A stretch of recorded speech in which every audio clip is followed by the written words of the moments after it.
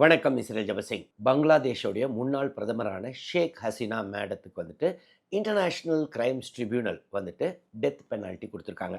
So அவங்களுக்கு மட்டும் இல்லாமல் அந்த டைமில் இருந்த அவங்களுடைய ஹோம் மினிஸ்டர் அவருக்கும் டெத் பெனால்ட்டி கொடுத்துருக்காங்க. ஷேக் ஹசீனா மேடத்தை பொறுத்தவரை பார்த்திங்கன்னா இந்தியாவில் தான் இருக்கிறாங்க போன ஆகஸ்ட் மாதத்துலேருந்து. ஸோ அவங்க அங்கேருந்து அந்த தப்பி தஞ்சம் புகுந்திருக்காங்க. ஆனால் இந்தியாவுக்கும் பங்களாதேஷுக்கும் ஒரு எக்ஸ்ட்ரடிஷன் ட்ரீட்டி இருக்குது. ஸோ இப்போ பங்களாதேஷ் கவர்மெண்ட் ரிக்வெஸ்ட் பண்ணியிருக்காங்க. ஸோ அவங்கள நம்ம திருப்பி அனுப்பிச்சா அவங்களுக்கு இப்போ டெத் சென்டென்ஸ் இருக்குது. ஸோ நம்ம கவர்மெண்ட்டு திருப்பி அனுப்புவாங்களா? சரி, திருப்பி அனுப்பிச்சு தான் ஆகணுமா? ஏன்னா அந்த எக்ஸ்ட்ரடிஷன் ட்ரீட்டி பிரகாரம் நான் அனுப்பணும். அனுப்பலைன்னா இப்போ பங்களாதேஷ் கவர்மெண்ட் யுனைடெட் நேஷன்ஸ்க்கு போக முடியுமா? சரி, இந்த டெத் பெனால்ட்டி நியாயம்தானா? அவங்க உண்மையாகவே தப்பு தான் பண்ணாங்களா? ஸோ இதை பற்றிலாம் இந்த வீடியோவில் நம்ம பார்ப்போம்.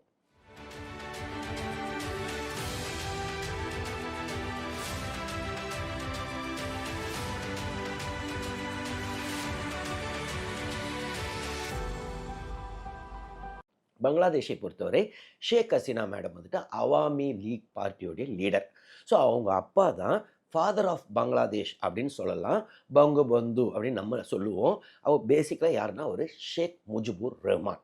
ஸோ இந்த பங்களாதேஷ் அந்த காலத்தில் பார்த்திங்கன்னா ஈஸ்ட் பாகிஸ்தான் அப்படின்னு தான் ஒரு நாடு இருந்துச்சு. West Pakistan, east Pakistan. 1971 நம்ம நாட்டோடைய சப்போர்ட், அப்போதைய பிரதமரான இந்திரா காந்தி அம்மையார் அவங்களோட சப்போர்ட்டோடு பார்த்திங்கன்னா அங்கே நம்ம பங்களாதேஷ்ன்ற ஒரு நாடு உருவாகுதுங்க. ஸோ ஏன்னா ஏகப்பட்ட அட்ராசிட்டிஸ் பண்ணாங்க வெஸ்ட் பாகிஸ்தான் சைட்லேருந்து. ஸோ அப்போது பங்களாதேஷோடைய அவாமி லீக் பார்ட்டி லீடர் யாருன்னு பார்த்தீங்கன்னா ஷேக் முஜிபுர் ரஹ்மான். ஸோ அவர் தான் அந்த தேச தந்தைன்னு சொல்லலாம். அவங்களுடைய மகள் தான். ஸோ அவங்க இந்தியாவுக்கு இப்போ தஞ்சம் புகுந்திருக்காங்க போன வருடத்துலேருந்து. அது புதுசாக அப்படின்னு பார்த்தீங்கன்னா ஷேக் முஜிபுர் ரஹ்மான் அவரையே 1975 அசாசினேட் பண்ணிட்டாங்க. அவரை மட்டும் இல்லாமல் மொத்த குடும்பத்தையும் அசாசினேட் பண்ணிட்டாங்க. ஆனால் ஷேக் ஹசீனா மேடமும் அவங்களுடைய தங்கை 2 பேரும் பார்த்திங்கன்னா இப்போ வெளிநாட்டில் படிச்சுக்கிட்டு இருந்தாங்க. ஸோ அந்த டைமில் 1975 இதுக்கு மேலே பங்களாதேஷ் போனால் கொண்டுருவாங்கன்றதுக்காக அப்போதே பார்த்திங்கன்னா நம்ம நாட்டில் தான் தஞ்சம் புகுந்தாங்க. 1975 1981 வரைக்கும் இங்கே தான் இருந்தாங்க. அதற்கப்புறம் அவங்க நார்மலைஸ் ஆனோன்னு திருப்பி அங்கே போகிறாங்க. அதுக்கப்புறம் கொஞ்சம் கொஞ்சமாக பாலிடிக்ஸில் என்டர் ஆகிறாங்க. அவங்க அப்பா கட்சி, அதாவது அவாமி லீக் கட்சி இவங்க எடுத்து நடத்துகிறாங்க. பிரதமராகவும் ஆகிறாங்க. ஸோ இவங்க பிரதமர் ஆகிறதுக்கு முன்னாடி பார்த்திங்கன்னா பேகம் கலிதா ஜியா அப்படின்னு ஒரு மேடம். அவங்க பார்த்திங்கன்னா பங்களாதேஷ் நேஷ்னலிஸ்ட் பார்ட்டி அப்படின்னு. ஸோ இப்போ அது அப்போசிஷன் பார்ட்டி. இவங்க ரூல் பண்ணும்போது அப்போசிஷன் பார்ட்டியாக இருந்துச்சு. ஸோ அவங்க அப்போ பிரைம் மினிஸ்டராக இருக்காங்க. அப்போ இவங்க என்ன ரிக்வெஸ்ட் பண்ணுறாங்கன்னா, இதோ பாருங்கங்க, எலெக்ஷன் டைமில் நீங்கள் நீங்களே ஆட்சியில் இருந்துட்டு எலெக்ஷன் வச்சா அது ஒழுங்காக இருக்காது. அதனால் நியூட்ரலாக பண்ணணும். அப்படின்னா நீங்கள் அதை ரிசைன் பண்ணிட்டு தான் எலெக்ஷனை ஃபேஸ் பண்ணுன்றாங்க. அவங்க ஒரு கட்டத்தில் அதை அக்செப்ட் பண்ணுறாங்க. ஸோ அதுக்கப்புறம் இவங்க பிரைம் மினிஸ்டர் ஆகிறாங்க 2009. 2009 3 முறை கண்டினியூஸாக அவங்க பிரைம் மினிஸ்டராக இருக்காங்க. ஏறக்குறைய 15 வருஷம் கண்டினியூஸாக பிரைம் மினிஸ்டராக இருந்தாங்க. நம்ம நாட்டுடைய சப்போர்ட்டும் அதற்கு இருந்துச்சு அப்படின்னு சொல்லுவாங்க. காரணம் என்னன்னு பார்த்தீங்கன்னா ஷேக் ஹசீனா மேடம் அவாமி லீக் அந்த கட்சியாக இருக்கட்டும், ஷேக் ஹசீனா மேடமாக இருக்கட்டும், அவங்க ப்ரோ இண்டியா கட்சி அப்படின்னு சொல்லுவாங்க. ஸோ நமக்கு சாதகமான நிறைய டெசிஷன்ஸ் அவங்க எடுப்பாங்க. ஸோ பேசிக்கலாக நம்மளுடைய ஃப்ரெண்ட்லி பார்ட்டி. ஸோ அவங்களுடைய ஆட்சி ஒழுங்காக இருந்துச்சுன்னா டெவலப்மெண்ட்டு நல்லா பண்ணாங்க, எக்கனாமிக் டெவலப்மெண்ட் நல்லா இருந்துச்சு அப்படின்னு சொல்லுவாங்க. அதே சமயத்தில் டெமோக்ரஸியை அவங்க பெருசாக அலோவ் பண்ணலை. ஏறக்குறைய ஒரு ஆட்டோக்ராட்டிக் ரூல் தான் இருந்துச்சு. போக போக 2வது டென்யூருக்கு அப்புறமே பார்த்திங்கன்னா அப்போதைய opposition party Bangladesh nationalist party அவங்க என்ன சொன்னாங்க, இதோ பாருங்கங்க, எலெக்ஷனை நீங்கள் நியூட்ரலாக நடத்தணும்னா நீங்கள் ஸ்டெப் டவுன் பண்ணணும். அவங்க அந்த மாதிரி தான் நாங்கள் அந்த காலத்தில் பண்ணோம் அப்படின்னு சொன்னாங்க. ஆனால் அவங்க பார்த்திங்கன்னா அதை லிசனே பண்ணலை. ஸோ ஷேக் ஹசீனா மேடத்தை பொறுத்தவரை அதெல்லாம் கிடையாதுங்க, நியூட்ரலாக தான் நடத்துகிறோம் அப்படின்னு சொல்லிட்டு இவங்க ஆட்சியிலேயே எலெக்ஷனும் நடத்துனாங்க. இவங்க கட்சியிலேயே சீட்டு கொடுக்காதவங்களுக்கு ஆப்போசிஷனாக நிறுத்திடுவாங்கங்க. ஸோ பேசிக்கலாக இன்டர்நேஷ்னல் சினாரியோவில் ஒரு ப்ராப்பராக எலெக்ஷன் நடந்த மாதிரி இருக்கும். ஏன்னா முக்கால்வாசி டைமு பங்களாதேஷ் நேஷ்னலிஸ்ட் பார்ட்டி கண்டெஸ்டே பண்ண மாட்டாங்க. காரணம் என்ன, இப்படி வச்சுட்டா எல்லா எலெக்ஷன் மெஷினரி உங்ககிட்ட தான் இருக்குது, அது ஒழுங்காக நடக்காதுன்னு. ஸோ அப்போ இவங்க மட்டும் ஜெயிச்ச மாதிரி இருக்கக்கூடாதுன்றதுக்காக இவங்க கட்சி ஆளுங்களே எதிர்கட்சி மாதிரி நின்று ஒரு எலெக்ஷன் நடத்துவாங்க. ஸோ இப்படி போய்கிட்டு இருந்துச்சு. அமெரிக்காவை பொறுத்தவரை ரொம்பவே ப்ரெஷரைஸ் பண்ணாங்க. இல்லை நீங்கள் ஸ்டெப் டவுன் பண்ணிவிட்டு நியூட்ரலாக எலெக்ஷன் வைக்கணும்னு. ஆனால் நம்ம கவர்மெண்ட் இவங்களுக்கு ஆதரவு தான் இருந்தாங்க. இந்த சூழலில் தான் போன வருடம், அதாவது 2024 மீண்டும் ஒரு எலெக்ஷனு. அந்த எலெக்ஷனில் மீண்டும் இவங்க பிரதமராக ஆகிறாங்க. கொஞ்சம் கொஞ்சமா அங்க ஃப்ரஸ்ட்ரேஷன் வர ஆரம்பிச்சது. அப்போ ஒரு கட்டத்தில வந்துட்டு ஒரு ரிசர்வேஷன் இஷ்யூ அப்படின்னு ஆரம்பிச்சது வந்து கொஞ்சம் கொஞ்சமா பெரிய மூவ்மெண்ட் ஆயிருச்சு. Students movement. ஸோ அந்த ஸ்டூடண்ட் மூவ்மெண்ட் என்ன டிமாண்ட் பண்ண ஆரம்பிச்சாங்கன்னா, "அந்த பாலிசிய மாத்துங்க" அப்படின்னு சொல்லிட்டு ஒரு கட்டத்தில இந்த கவர்ன்மென்ட்டும் பாலிசிய மாத்த ரெடி ஆனாங்க. ஒரு கட்டத்தில ஷேக் ஹசீனா மேடம் ரிசைன் பண்ணணும் அப்படின்ட்டாங்கங்க. ஸோ அது பார்த்தீங்கன்னா, அதற்கப்புறம் துப்பாக்கி சூடு நடக்குது. லா அண்ட் ஆர்டர நாங்க கட்டுப்பாட்டுக்குள்ள கொண்டு வரோம் அப்படின்னு சொல்லி இவங்க ஃபயர் பண்றாங்க. அவங்க சைட்லேருந்து நெறைய அட்டாக் நடக்குது. நிறைய பேர் கொல்லப்பட்டனர். இந்த சூழல்ல ஆகஸ்ட் 5ஆம் தேதி 2024ல திடீர்னு அவங்களுடைய கேபிட்டலான டாக்கால இவங்கள நோக்கி அந்த ஸ்டூடண்ட் மூவ்மெண்ட் வர ஆரம்பிச்சிருச்சு. ஒரு கட்டத்தில ஆர்மியோடைய அன்றைய ஜெனரலே சொல்லிட்டாங்க, "இதுக்கு மேல கட்டுப்படுத்த முடியாது. அதனால நீங்க பெட்டர் எஸ்கேப் ஆயிருங்க." ஸோ உடனடியா அவங்க ஹெலிகாப்டர்ல அங்கருந்து கிளம்புறாங்க. ஆகஸ்ட் 5ஆம் தேதி அங்கருந்து கிளம்புறாங்க. இந்தியால வந்து தஞ்சம் புகுந்துட்டாங்கங்க. அதுக்கப்புறம் இந்தியால தான் இருக்கிறாங்க. இந்த சூழல்ல இப்ப பார்த்தீங்கன்னா, அங்க வந்துட்டு முகமது யூனிஸ் அவர்கள், அவருடைய ஒரு இன்டரிம் கவர்ன்மென்ட் நடக்குது. ஸோ வர பிப்ரவரி மாசம் தான் அங்க எலக்ஷன் நடத்துறதா இருக்கிறாங்க. ஸோ அவங்க வந்துட்டு இன்டர்நேஷனல் கிரைம்ஸ் ட்ரிபியூனல்ல இந்த கேஸ கொண்டு போறாங்க. ஸோ அப்போ 2 சைடும் விசாரிக்கிறாங்க. ஷேக் ஹசீனா மேடம் பார்த்தீங்கன்னா, அவங்க இந்தியால தான் இருக்கிறாங்க. ஸோ அவங்களுடைய லாயர் ரெப்ரசன்ட் பண்றாங்க. ஸோ கடைசில என்ன வெர்டிக்ட் வருதுன்னா, இந்த மாரி இவங்களுக்கு டெத் பெனால்டி மரண தண்டனை. இவங்களுக்கு மட்டும் இல்லாம, அப்போதைய ஹோம் மினிஸ்டர் இருந்தாரே, அவருக்கும் டெத் பெனால்டி அப்படின்னு சொல்லிர்றாங்கங்க. ஸோ, இப்ப வந்துட்டு கவர்ன்மென்ட் ஆஃப் பங்களாதேஷ் வந்துட்டு எக்ஸ்ட்ரடிஷன் ட்ரீட்டி நாமளும் அவங்களும் 2013ல சைன் பண்ணியிருக்கோம். ஸோ, அது பிரகாரம் அவங்கள எக்ஸ்ட்ராடிட் பண்ணுங்க. எங்க நாட்டுக்கு அனுப்பிச்சுருங்க. ஏன்னா, அவங்களுக்கு எதிரா கிளியரா கன்விக்ஷன் வந்துருச்சு. அத கோர்ட்டே தீர்ப்பு சொல்லிருச்சு. எக்ஸ்ட்ரடிஷன் ட்ரீட்டி பிரகாரம் நீங்க குடுக்கணும் அப்படின்னு அவங்க ரிக்வெஸ்ட் பண்ணியிருக்காங்க. சரி, இது எந்த அளவு இந்த இன்டர்நேஷனல் கிரைம்ஸ் ட்ரிபியூனல் நியாயமா நடந்துச்சு? First of all international crimes ட்ரிபியூனல்னு அப்படி சொல்றோம்ல. இன்டர்நேஷனல்ன்ற வார்த்தையே தவறுங்க. ஏன்னா அது இன்டர்நேஷனல் கிரைம்ஸ் ட்ரிபியூனல் கிடையாது.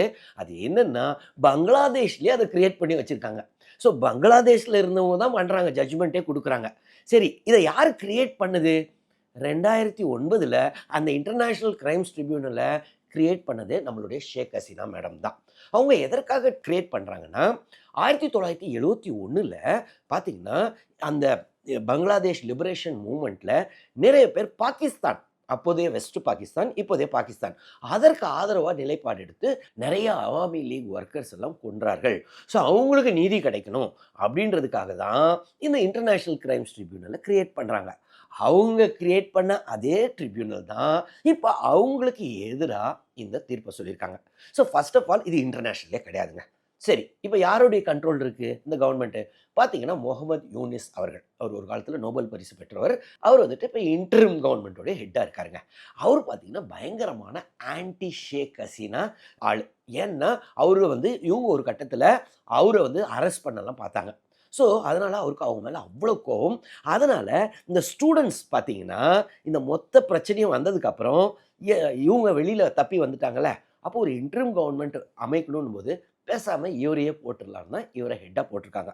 ஸோ, இப்ப நியாயமா அது நடந்துச்சான்னு பார்த்தீங்கன்னா, ஒரு இதுவும் இல்ல. ஸோ, ஏற்கனவே அது தெரிந்த தீர்ப்பு தான். இவங்களுக்கு எதிரா தான் இது இன்டர்நேஷனல் கிரைம்ஸ் ட்ரிபியூனல் தீர்ப்பு குடுக்க போறாங்கன்னு.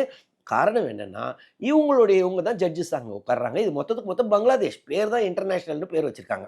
சரி, அடுத்தது இந்த எக்ஸ்ட்ரடிஷன் ட்ரீட்டி பிரகாரம் நம்ம குடுத்து ஆவணுமா? ஃபர்ஸ்ட் ஆஃப் ஆல் இந்த எக்ஸ்ட்ரடிஷன் ட்ரீட்டி சைன் பண்ணது 2013. அப்ப யார் இத சைன் பண்ணா? அதுவும் நம்ம ஷேக் ஹசீனா மேடம் தான். அவங்க தான் அப்ப பிரதமரா இருக்காங்க. அப்ப எதற்காக இவங்க சைன் பண்றாங்கன்னா, நம்ம எதுக்காக சைன் பண்ணோம்? நம்மளுடைய உல்ஃபா அசாம்ல பார்த்தீங்கன்னா, உல்ஃபா தீவிரவாதிகள் நீங்க கிரைம பண்ணிட்டு பக்கத்திலே இருக்கிற பங்களாதேஷ்ல போய் ஒளிஞ்சுப்பாங்க. ஸோ அவங்கள நம்ம எக்ஸ்ட்ராடிட் அந்த நாடு நம்மட்ட குடுக்கணுன்றதுக்காக நம்ம சைட்லேருந்து நம்ம சைன் பண்றோம். அவங்க சைடு 1971ல அந்த கிரைம்ஸ் பண்ணியிருப்பாங்கல்ல, அவங்க இந்த சைடு தப்பிச்சு வந்திருக்கலாம்ல. ஸோ அவங்கள எக்ஸ்ட்ராடிட் பண்றதுக்காக அவங்க சைன் பண்றாங்க. அந்த மாரி சைன் பண்ணது, இப்ப அவங்களுக்கு எதிராவே போயிருக்கு. இப்போ நம்ம குடுத்து தான் ஆவணும், அந்த ட்ரீட்டி பிரகாரம். அதே சமயத்தில அந்த எக்ஸ்ட்ராடிஷன் ட்ரீட்டில ஒரு சில லைன் இருக்கு. என்னன்னா, இதோ பாருங்கங்க பொலிட்டிக்கல் ரீசன்ஸ்க்காகலாம் பண்ணக்கூடாது அப்படின்னு. ஆனா, அதற்கே இன்னொரு ஒரு கிளாஸ் என்ன சொல்லுது? அது கோர்ட்டே கன்விக்ட் பண்ணிருச்சுன்னா, அதுக்கு மேல அது பொலிட்டிக்கல்ன்னு எடுத்துக்க கூடாதுன்னு. ஸோ இப்போதை பொறுத்தவரை இன்டர்நேஷனல் கிரைம்ஸ் ட்ரிபியூனல் ஒரு கோர்ட் தானே. அந்த ட்ரிபியூனலே வெர்டிக்ட் குடுத்துட்டாங்களே! அப்படின்னு அவங்க எக்ஸ்ட்ராடிட் பண்ண கேட்குறாங்க. சரி, நம்ம சைடு குடுத்தே ஆவணுமா?